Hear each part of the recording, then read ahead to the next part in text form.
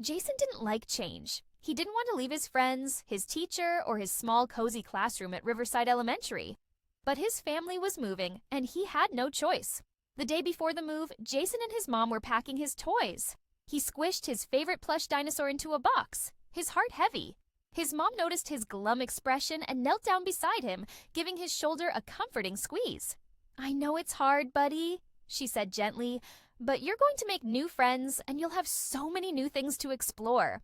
Jason frowned, hugging his knees. "But what if nobody likes me?" His mom smiled, pulling him close.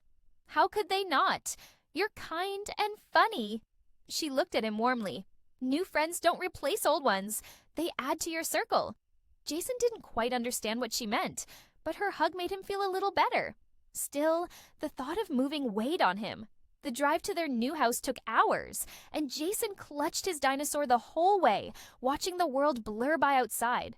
When they arrived, the new house seemed big and empty, even when his bed was set up and his toys unpacked. Everything was new, but it didn't feel like his home yet. On his first day at his new school, Jason felt tiny as he walked into the classroom, clutching his mom's hand. The walls were bright and colorful, but it all felt strange. None of the kids looked familiar, and he missed the comforting faces of his old friends. "Good morning, Jason," a warm voice said. His new teacher, Mrs. Daniels, smiled at him. She guided him to a desk and said kindly, "If you need anything, just raise your hand, okay?" Jason nodded, trying to give a small smile.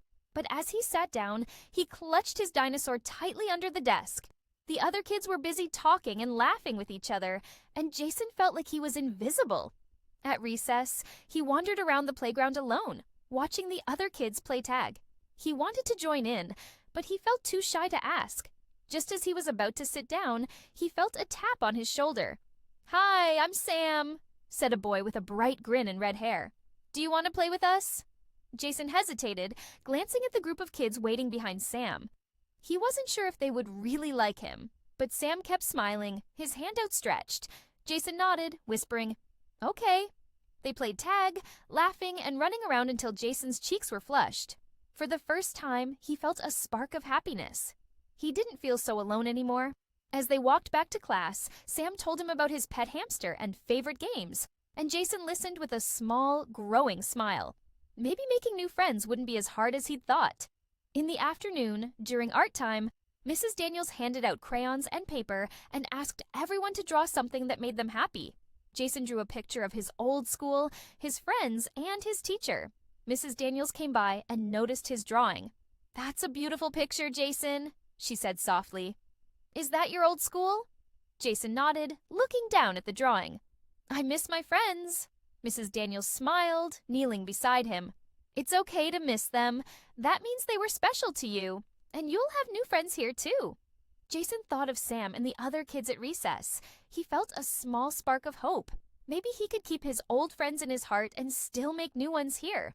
At the end of the day, Jason walked out to the car with his mom, feeling lighter.